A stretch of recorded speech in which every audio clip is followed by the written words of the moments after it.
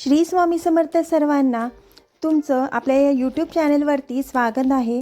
आजचा दिवस तुम्हाला खूप छान सुखाचा आनंदात जावो ही स्वामींचरणी प्रार्थना। तर आजच्या या नवीन व्हिडिओला आपण सुरुवात करूया। आज आहे 12 ऑगस्ट वार बुधवार। या दिवशी आलेली आहे आषाढ अमावस्या। आषाढ अमावस्या म्हणजे या दिवशी आषाढ महिन्याची समाप्ती होऊन पवित्र अशा श्रावण महिन्याची सुरुवात होते। या आषाढ अमावस्येला दीप अमावस्या असेही ओळखले जाते, कारण या आषाढी अमावस्येच्या दिवशी दीपपूजन केले जाते। आपल्या घरातील सर्व दिवे स्वच्छ करून त्यांची पूजा केली जाते। कारण बघा, लगेच श्रावण महिना सुरू होतो आणि श्रावण महिन्यानंतर सर्व सणवार जे आहेत ते सुरू होतात। तर या सर्व सणांची सुरुवात पूजा ही आपण दिव्यांच्या साक्षीने करत असतो। म्हणून हे दिवे जे आहेत ते आषाढ अमावस्येला धुतले जातात, त्यांची पूजाही केली जाते। आता प्रत्येक महिन्यामध्ये अमावस्या तिथी येते आणि प्रत्येक अमावस्येच्या महत्त्व हे सुद्धा वेगवेगळे असते। जेव्हा आपण या दीप अमावस्येच्या दिवशी दिवे प्रज्वलित करत असतो तर त्या दिव्यांच्या प्रकाशाने माता लक्ष्मी आपल्या घराकडे आकर्षित होत असते आणि आपल्या घरात अखंड स्वरूपात वास करते। आपल्या घरातील ज्या काही पैशांच्या समस्या आहेत त्या दूर करत असते। आपल्या घराची भरभराट होते। म्हणून या दिवशी प्रत्येकाने आपल्या घरातच असणारे सर्व दिवे स्वच्छ करून संध्याकाळी सर्व दिवे एका पाटावर ठेवून ते तुम्हाला प्रज्वलित करायचे असतात। ही दीप अमावस्या जी आहे ती तुम्हाला साजरी करायची असते।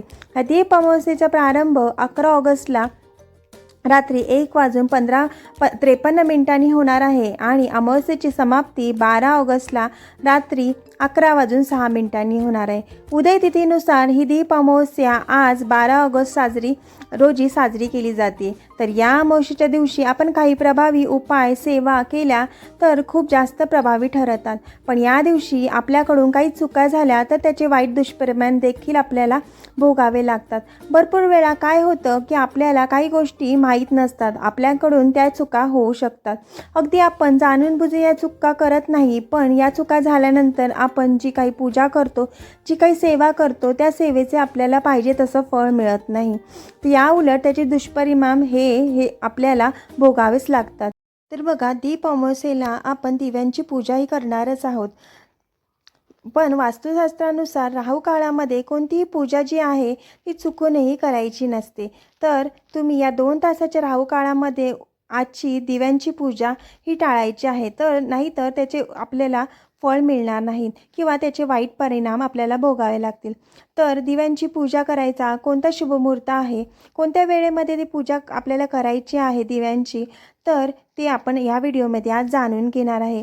तर व्हिडिओ स्किप न करता पूर्ण पहा आणि चॅनलवर नवीन असाल तर चॅनलला सबस्क्राईब करा, म्हणजे असे नवनवीन माहितीपूर्ण व्हिडिओ तुमच्यापर्यंत येत राहतील। तर बघा, या दिवशी पूजेचे शुभ मुहूर्त कोणता आहे आणि कोणत्या वेळेमध्ये आपल्याला दिव्याची पूजा ही करायची आहे। तर पहा, दीप अमावस्या ही संपूर्ण दिवसभर आणि रात्री 11 वाजेपर्यंत असणार आहे। आपण प्रत्येकजण आपल्या वेळेनुसार दिव्यांची पूजा करत असतो। बरेच जण सकाळीच पूजा करतात, काही जण दुपारी करतात, तर बरेच जण संध्याकाळी करतात। पण या दीप अमावस्येला पूजा करण्याची शुभ वेळ आहे ती म्हणजे सायंकाळची। सायंकाळी अंधार पडतो आणि जेव्हा आपण हे दिवे प्रज्वलित करतो तेव्हा त्या दिव्यांचा लख्ख प्रकाश पडतो आणि यामुळे आपल्या घराची भरभराट होते। म्हणून जर तुम्हाला शक्य झालं तर संध्याकाळीच आपल्याला दीपपूजन करायचे आहे। आता हे दीपपूजन करण्यासाठी 2 शुभ मुहूर्त सांगितले गेले आहेत। जर तुम्हाला संध्याकाळी पूजा करायला वेळ नसेल तर तुम्ही सकाळी देखील पूजा करू शकता। सकाळी बघा, 10:30 वाजल्यापासून 12:30 वाजेपर्यंत शुभ मुहूर्त आहे। या काळामध्ये तुम्ही दिव्याची पूजा करू शकता। जर तुम्ही संध्याकाळी पूजा करणार असाल तर संध्याकाळी सुद्धा एक शुभ मुहूर्त आहे। तर संध्याकाळी जो शुभ मुहूर्त आहे तो म्हणजे प्रदोष काळापासून म्हणजे 6:50 ते रात्री 8:20 असणार आहे। या वेळेमध्ये तुम्ही संध्याकाळी दिव्याची पूजन जे आहे ते करू शकता। पिंपळाच्या झाडाजवळ जर या वेळेमध्ये तुम्हाला दिवा लावणं शक्य झालं तर अतिशय उत्तम। तर बघा, राहू काळामध्ये चुकूनही आपल्याला दीपपूजन करायचे नाही आहे। वैदिक ज्योतिषशास्त्रानुसार दररोज 90 मिनिटांचा हा काळ राहू काळ असतो। हा राहू काळ छायाग्रहाच्या प्रभावामुळे अशुभ मानला जातो। या वेळेत कोणतीही पूजा किंवा शुभ कार्य केल्याने त्यात अडथळे अपयश येण्याची शक्यता असते, कारण या 1.5 तासाच्या काळात वातावरणात नकारात्मकता ऊर्जा वाढलेली असते। म्हणून आपण केलेल्या पूजेचे किंवा सेवेचं आपल्याला कोणतेही फळ मिळत नाही. या व्यतिरिक्त त्यांचे वाईट दुष्परिणाम आहेत ते आपल्याला भोगावे लागतात. तर 12 ऑगस्ट म्हणजे आज बुधवारी आषाढ अमावस्येचा राहू काळ जो आहे दुपारी 12:35 सुरू होणार आहे आणि दुपारी 2:10 हा असणार आहे.